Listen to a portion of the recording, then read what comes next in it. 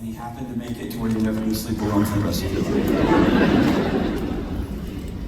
See a trigger for what it is. It's your body trying to keep you safe, and this is important, it's a roadmap for you forward towards healing.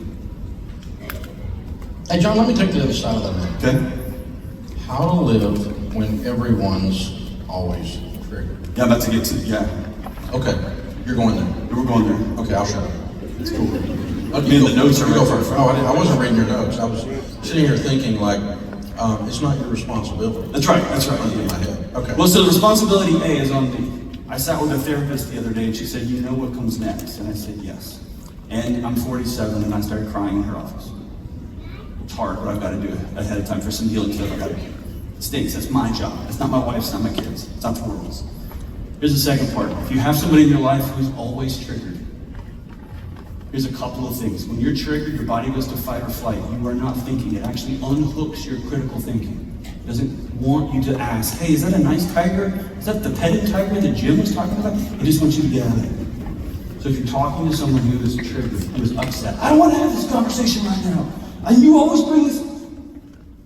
The first thing you got to do is disengage in the heat of that moment. You will accomplish nothing in that moment. I'm going to step back. Yeah, you can't argue with someone when they're in lizard brain mode. That's exactly right. Yeah, because your brain codes with hormones when you're in fight or flight. It's on. And your critical thinking skills dissipate. So if you're dealing with somebody that's in that, your best thing to do is just lower your voice and back away. Yeah. And say, hey, this isn't a good time for this, but we'll circle back. Yeah. If you're a boss, if you're a leader of some sort, and you find it yourself to snap, guys, I'm going to call this meeting right now. We're going to circle up at the end of this week, or we'll circle up tomorrow. I need to talk to you, and I talk to you privately when this thing's over. But I need to disengage, because there is no success moving forward. The only thing you're going to get into is a power struggle, and you're going to crush somebody, or you're going to get crushed, and nobody wins. The second thing you can do, if y'all have ever heard me, have any of you ever heard me say, take somebody to breakfast? It's actually the neuroscience behind that. It's actually a thing. Here's what it is. When you take someone to breakfast, you've changed the environment completely. How many of you walk into your house and it feels like a failure factory? How many of you walk into work and you just go, Nobody walks into the pancake factory and goes, they go, right? The sun is usually up, it's a new thing. Never try to solve problems in the heat of the moment, ever, ever, ever. There's multiple times that I'll leave a disagreement with my wife at 10 o'clock at night and I'll write a note and just get me to talk through this thing in the morning. The next one, well, everyone just repeat after me, I. Not you. If you're talking to somebody who's triggered a lot, who's always triggered, who's always pushing, if you start the sentence with you, you've lost.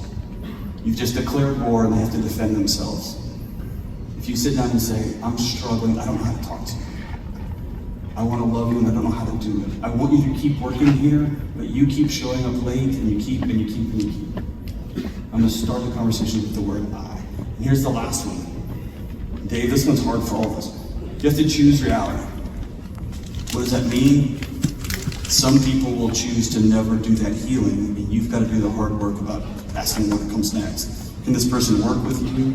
Is this person safe to be around your kids? Is this person safe to be around y'all's dreams together, your money, et cetera, et cetera? Maybe y'all don't raise your hands, or dealing with in-laws, or dealing with your parents. You just decided, I'm going to stay here in this. And then you have to make some decisions about what kind of life you're going to live on the other end. Hard. But you got to choose reality. The third time you say I'm working in a toxic environment and you still work there, it's now your fault. My personal rule for myself, I haven't written this down anywhere, is I have permission to be triggered twice. When I get set off twice about a thing, then I know I need to go do it. That's a hard scare.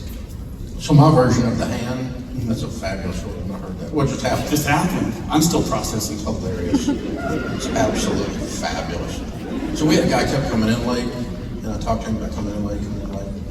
And so he came in late, and I was sitting in his chair. That's actually a great move. With my feet on his desk. We call that passive aggressive in the biz. It's better than a disembodied hand back then. At least I had the courage to be completely there. Well played. I love it. All right, so time to do a joint subject.